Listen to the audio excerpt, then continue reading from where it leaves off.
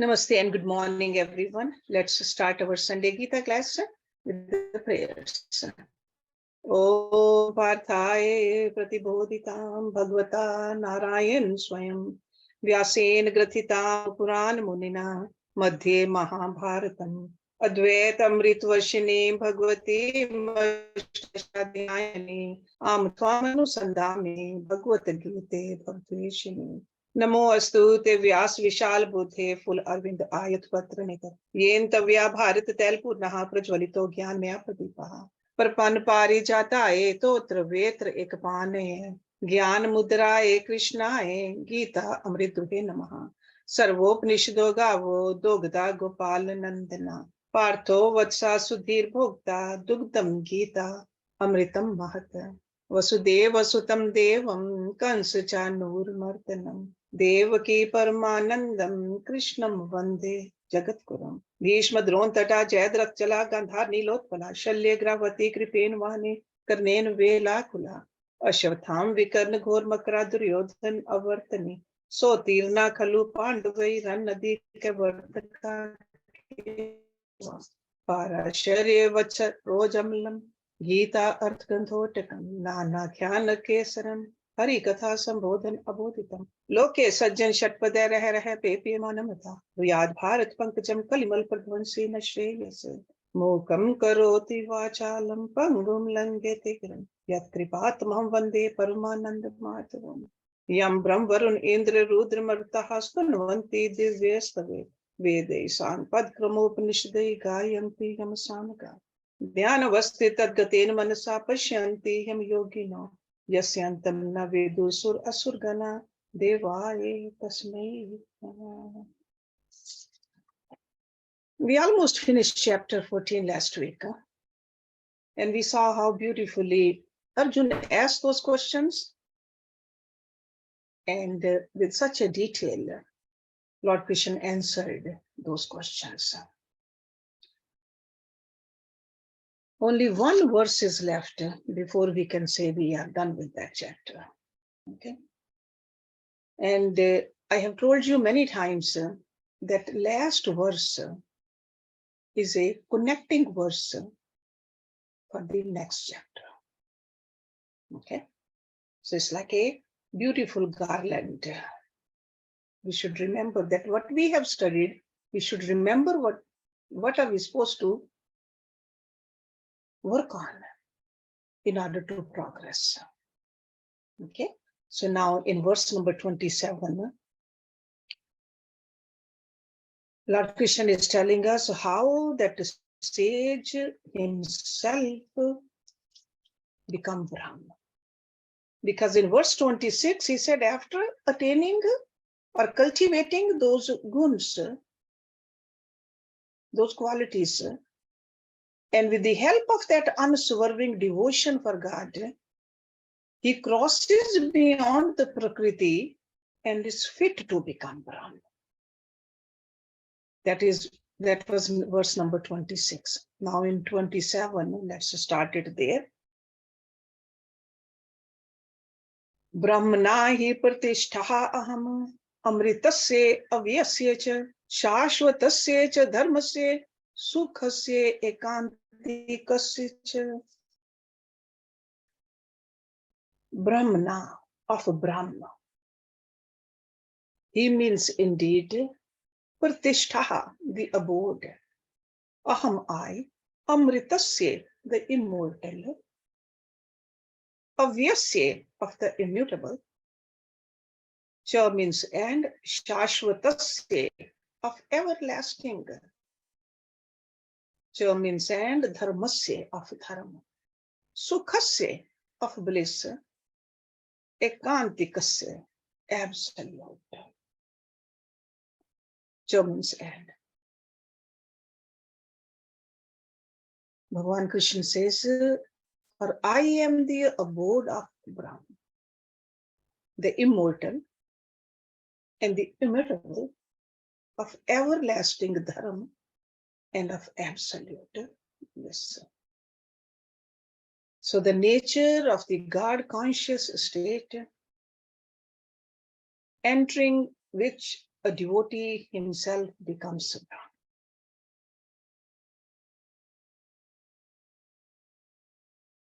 This effulgence emanating from the divine body of God is described in the Upanishads as Brahma.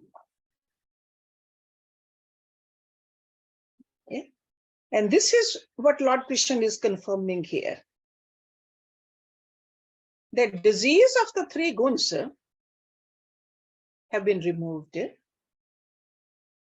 With the love of God, the devotion to the personal form of Supreme Lord, he becomes Brahma.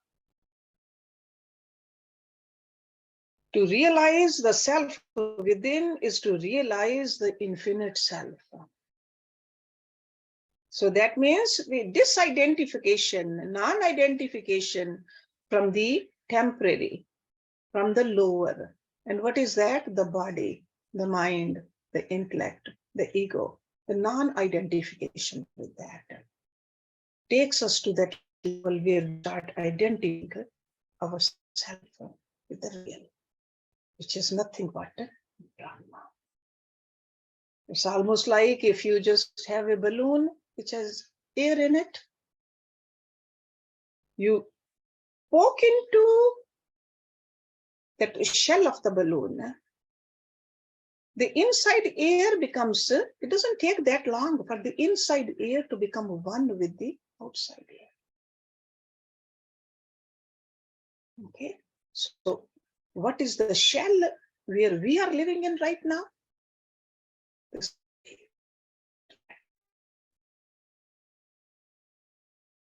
By breaking these shackles, the awareness of the infinite rises with the eternal dharma, that is a dharmasya, and unfailing bliss, that is a sukhasya. The subject is the knower and the object is the known, but right now we have made the object our goal. So Lord Krishna is taking us towards the subject. The subject represents infinite or eternal subject. And that is the abode of everything. All objects also, including the concept of the self, which is the spirit. Now we'll see that next chapter starts from there. In this chapter, we will learn about the Atma, Jivatma, Paramatma. From the title, you can say that. Title of this chapter is Purushottama Yog. Purushottam.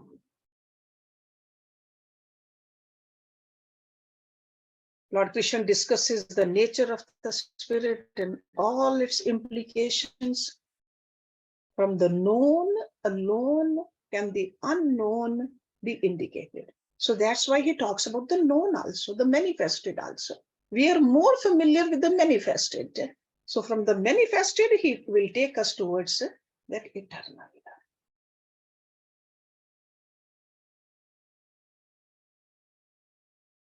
And you will see that this chapter again is very logical. And he is helping us lift our minds to the upper realms. Right in the beginning, he says that. And another thing I would like you to know, that this chapter has only 20 verses. In India, from the ancient days onwards, this chapter has been recited before eating food by certain people.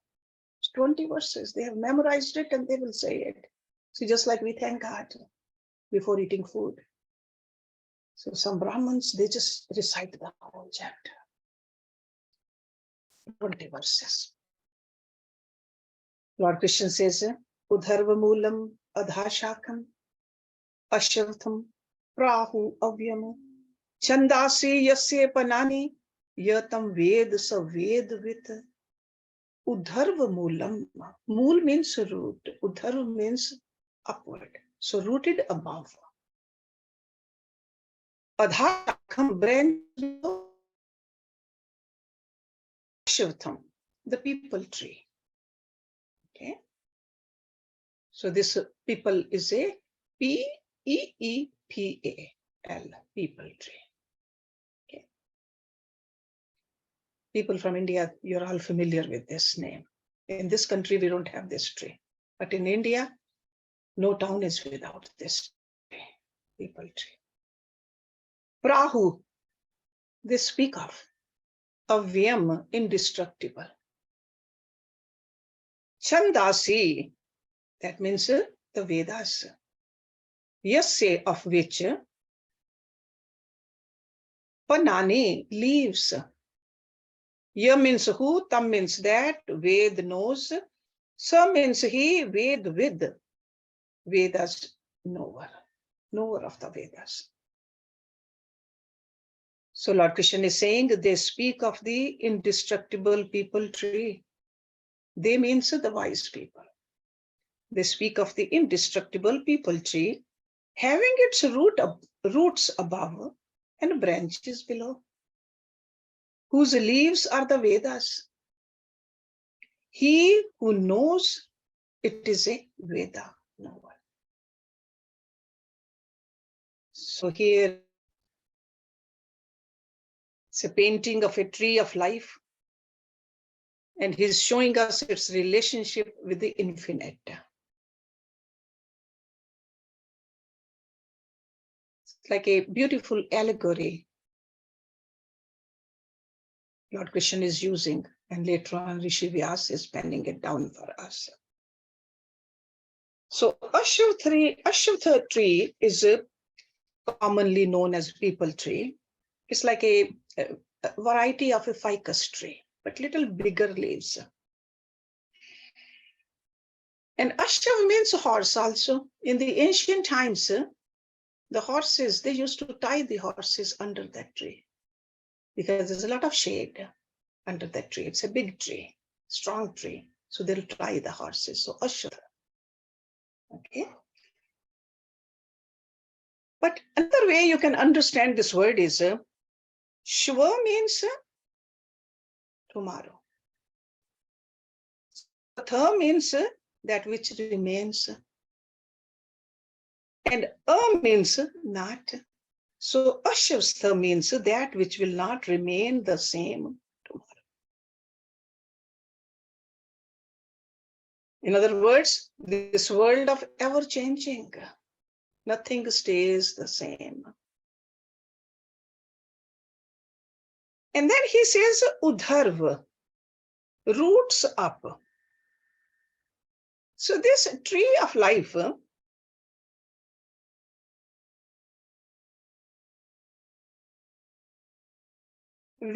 is it getting all that energy? Up. The word up, we normally, the connotation of this term is, even in everyday life, don't we say that high class, higher official, or top person? So in all these cases, by the term high indicates a superiority, a greater nobility or value. So up, all the energy is coming from there. And the world of change, Ashvatha, is considered here as eternal, Avyam. This Avyam word over here is in a relative sense Avyam. Okay, not in the absolute sense. In the absolute sense, only the Atma and the Paramatma is everlasting. But this world itself lasts so long, so in the relative sense, it's called Avyam over here. Even the people tree also, even it can last generations after generations, but still it's not everlasting. Okay, so in that sense, he is talking about it. And why is he saying the leaves are like Vedas?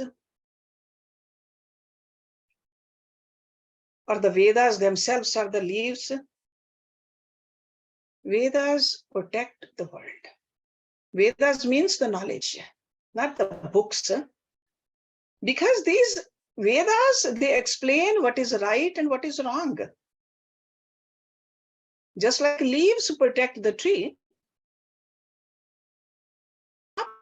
the leaves on a tree, we know that tree cannot live long. That's why this knowledge, Veda means knowledge. Knowledge does bring forth a greater dynamism in our life.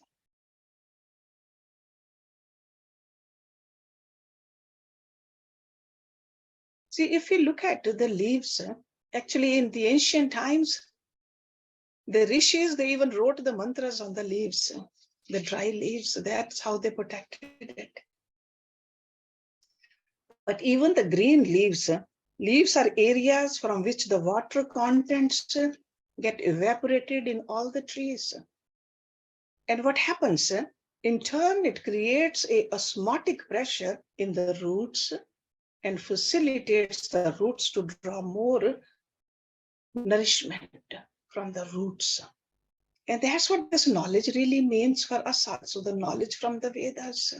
How to act, how to behave, what to do, and what not to do. So that's why this allegory of leaves with the Veda is so appropriate. Where there is a greater knowledge, there we will find a greater manifestation of life. And he who knows it is a knower of the Vedas. This kind of a knowledge. So to assimilate this knowledge, to understand this knowledge, we got to have a subtler intellect to think about it. Vedas also indicate the one eternal principle from which all the realms of the experience have sprung up. Okay, so all that is coming from up. And the man of perfect wisdom, the wise person, as conceived by the Vedas, is the knower of both the perishable and the imperishable. This kind of a person is recognized as the knower of the Vedas. That's what Lord Krishna is telling us over here. Okay, so say very famous verse, Udharva Moolam Adhashakam, Ashartham Prahu Avyam, Chandase Yasya Panane Yatam Ved Sa Ved Ved. Let's look at the second verse. Adhacha Udharvam Prasrita, Tasya Shakha Gun Pravridha Vishya Pravala, Adhacha Mulani Anusantantani, Karam Anubandhini Manushya Loke. Adha means below. See, Udharva means up, Adha means below. Cha means and, Udharvam above. Prasrita, spread. Tasya, it's Shakha, branches. Gun pravridha, nourished by guns. Vishya pravala, sense objects. Vishya means sense objects. Pravala, it's buds. Adha, below. Cha means and, mulani, roots. Anusantatani are stretched forth. Karam anubandhini, originating actions. Manushya loke, in the world of men, us human beings. Below and above are spread its branches, nourished by the guns. Sense objects are its buds. And below in the world of men stretch forth the roots, originating actions. So Lord Krishna is continuing comparing the material creation with the Ashwatha tree. And we'll see that one more verse where this allegory continues. So first 3 verses are is using this allegory. More details over here. He says upwards and downwards, its branches spread. If we just pay attention to the flow of our life, sometimes we feel that we are evolving. Certain actions of ours are evolutionary, higher evolutionary purposes. Good actions, good deeds we do. But more often, we cater towards our lower urges, material urges. So it's like the other day I was telling you that two banks of the river, moksha and the bhoga, the worldly pursuits or the higher pursuits. Most of the time, most of our life is towards that bank. So over here, Lord Krishna is telling us that sure, some branches are upward in our life, some are below. Adha and Udhar both. These two tendencies are significantly indicated again and again in Bhagavad Gita and other Upanishads also, upwards and downwards. And we got to pay attention. Are we moving upward or downward? Then he says, fattened by the guns. And we learned about the gunas in the last chapter.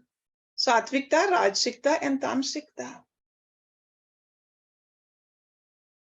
These are like a psychological tendencies which is available for all of us. Purity, activity, and inertia. Or we can say that sometimes we say Satvik is white, pure. Rajsik is red, excessive action, selfishness also. And then inertia, darkness. Those are psychological tendencies. So in any tree, there are nodular buds.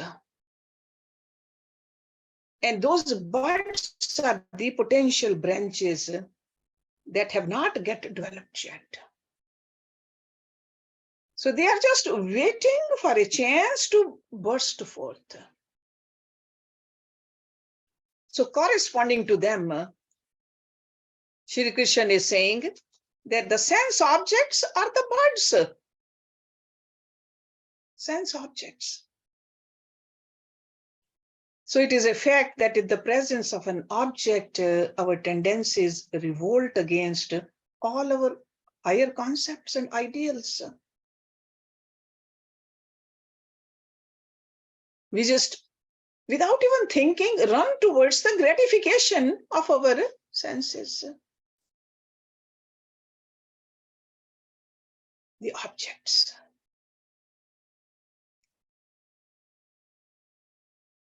And downward, the roots extend. If the main root of the tree of samsara is lost in the absolute reality, high above, the secondary roots, they spring downward. They even grow downward in the world of man. And that's how all the actions are initiating. So buds are there, the desires are there, vasanas are there. To fulfill those desires, we do the actions. So the vasanas are called the secondary roots. Almost like a thought channels can be called the secondary roots, which are created in us, which propel all of us toward our own typical and reaction in the world. Vasanas are the very causes that promote us to do evil and meritorious activities in the world. Vasanas don't necessarily mean bad. They can be good also, good actions too. Sattvic actions. So just like the main top root is giving the energy, then the secondary branches, they just spread everywhere, some up and some down. And then the roots which are moving downward, they get rooted into the samsara also. And that's how we just continue this cycle again and again. Okay. In the next two verses, verse number 3 and 4, he's telling us how can we cut this tree, the tree of the sansar. Because if you don't cut it, it's going to keep on going. Because he mentioned it's eternal, relatively very long. How can we experience the pure source of all life's manifestations, the infinite life? How can we cut it? Na rupam asye hi tatha uplabhyate, na antaha na cha adi, na cha sampratishtha, ashavtvam enam suvirud moolam, asang shashtren, dridhen chitva. Na means not rupam, form, asya it's, ih here, tatha as such. Uplabhyate is perceived. Na means not, antaha and. Again, na, not, cha means and, adi, origin. Na, cha, not and, sampratishtha, foundation. Ashavtvam, the people tree. Enam, this, suvirud moolam, firm rooted. Again, mool means root, suvirud, firmly rooted. Asang shashtren, with the acts of non-attachment. See, sang means attachment, asang, non-attachment. Dridhen, strong. Chitva. Chitva means having cut asunder. Its form is not here perceived. So he's telling us, sure, I gave you the analogy of the people tree, but the form of this life, our life, we really don't, we cannot perceive it that easily. Its form is not here perceived as such, neither its end, nor its foundation or resting place. Having got asunder this firm-rooted people tree with the strong acts of non-attachment. Okay? After giving us that allegory, now he's telling us this is everlasting, but sure, you can cut it. Only with the acts of non-attachment. Let's study this verse number 3. Sorry, verse I don't number know that 4. one. Number 4. Tataha padam tat parimargitvam yasmin gata na nirvatanti bhuya tam eva cha adhyam purusham prapadya yat pravriti prasrita purane. Tataha, then, padam, goal, tat, that, parimargitvam, should be sought for. Yasmin, with, gataha, gone. Na means not, nirvatanti, return, bhuya, again. Tam means in that, even, cha means and, adhyam, primeval. Purusham, prapadya, seek refuge. Yata, from which, pravriti, activity. Prasrita, streamed forth. Purani, ancient. Then that goal should be sought for. Which goal? Which is mentioned in the verse number 3.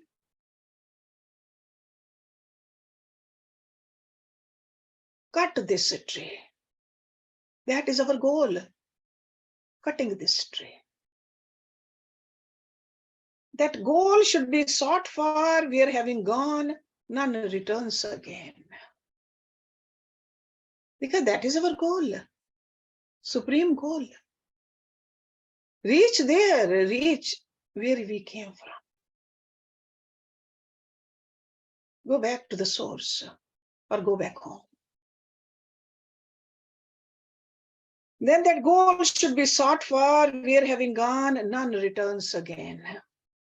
I seek refuge in that primeval Purusha, from which streamed forth the ancient energy.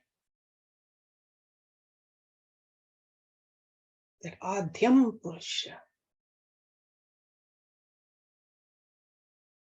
Because sometimes symbolism, we can misunderstand them too. So that's why Lord Krishna has added these two verses over here, so that we don't take this tree too literally. So he says, its form as such is not perceived here. Your mind cannot perceive it. This is just to help us a little, he is telling us. And our main effort should be that we want to cut this tree now. The tree of life, as described in the last couple of verses, represents the entire field of manifested life, actually. We have been traveling through many different vehicles. This body is just a vehicle. Mind is a vehicle. Ego is a vehicle. We've been using these vehicles. Not only the different vehicles and their expression,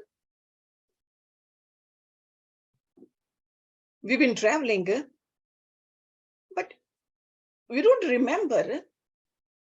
And while traveling, we have forgotten our real nature, who we are. We have forgotten the traveler. We started identifying with the vehicle. The tree of life springs from ignorance, avidya. When we forgot about our real self, avidya. And it will end only with vidya, realization of the self. And it exists, the current life, thinking that we are the vehicle, it exists as long as the mental demands and desires function. The vasanas.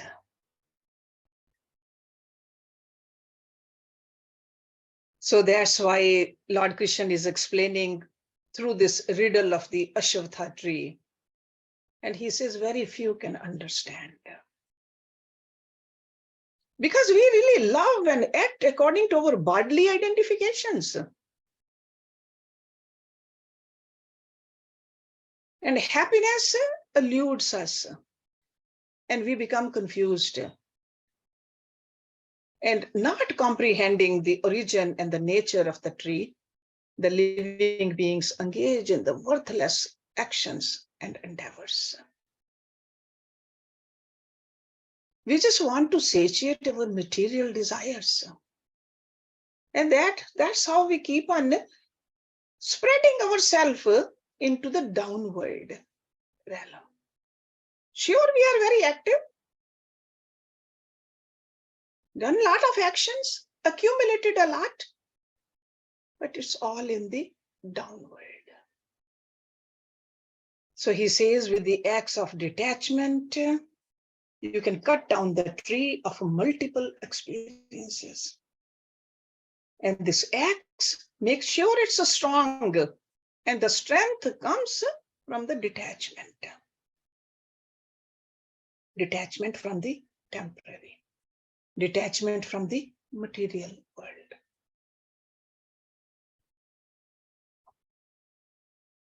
At our level of conscious existence,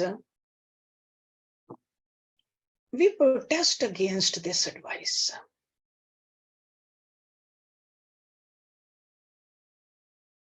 Because we think that if we detach ourselves from this material existence, how can we live? We just keep on justifying because we don't want to cut it.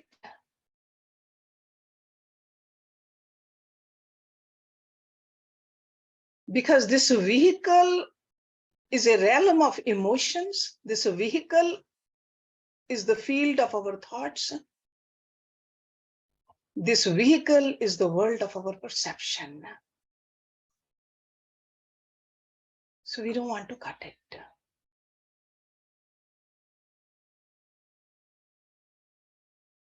But if anybody select a few who can really walk on it, he says, you don't return again in this material world. So he is telling us what to do. He has been telling us what is the source of our suffering. And he's also telling us how to do it. All of this is given in detail. What to do, how to do, why to do. That's why Bhagavad Gita is a beautiful textbook. But again, cutting off this tree or sharpening the axe, we got to do. Can we sharpen that? Or do we want to just keep on arguing against it? I seek refuge in that primeval Purush, where streamed forth the ancient current.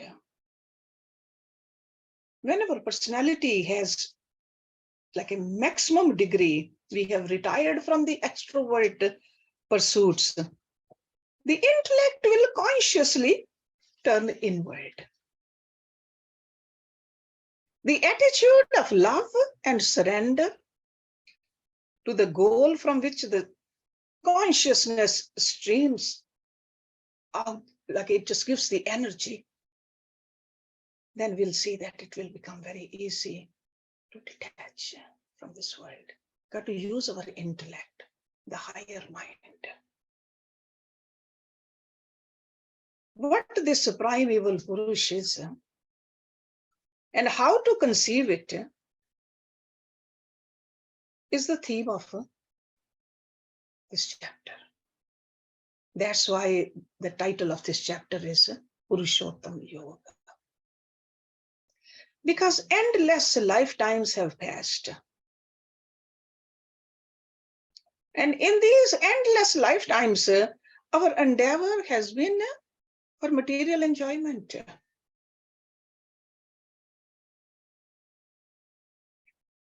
An outcome of that has happened is that we kept on expanding the tree further and further. And those roots just became stronger and stronger, the downward roots. That's why we need the axe, a very strong axe. Even a tree outside, if you want to cut a tree, the bigger the tree, and the sharper the axe you need. Sometimes that electric axe also. So now we got to see that how big our roots are, which are keeping us attached to this world. And we can judge that when we sit down and trying to meditate. Is our mind just going outward, or is it listening to us and going inward towards the divinity? Any given time, look at your mind. Is it thinking the selfish thoughts or the selfless thoughts?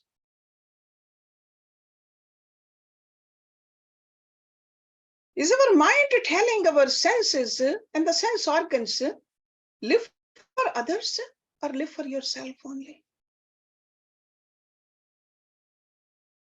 Just by paying attention, reflecting upon this, we'll know how sharp the axe we need. Axe should be made from knowledge of the self. I am an eternal spiritual being, not this material body. We got to tell ourselves. First, we have to repeat it. Before we could memorize the alphabet, how many times we had to repeat alphabet?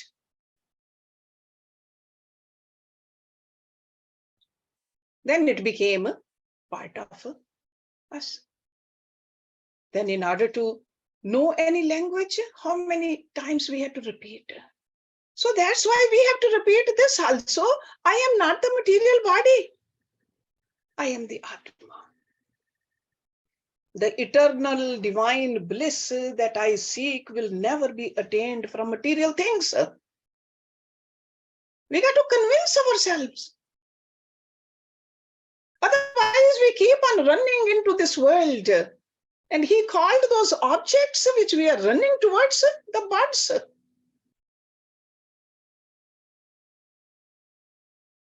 In the tree, we can still count the buds.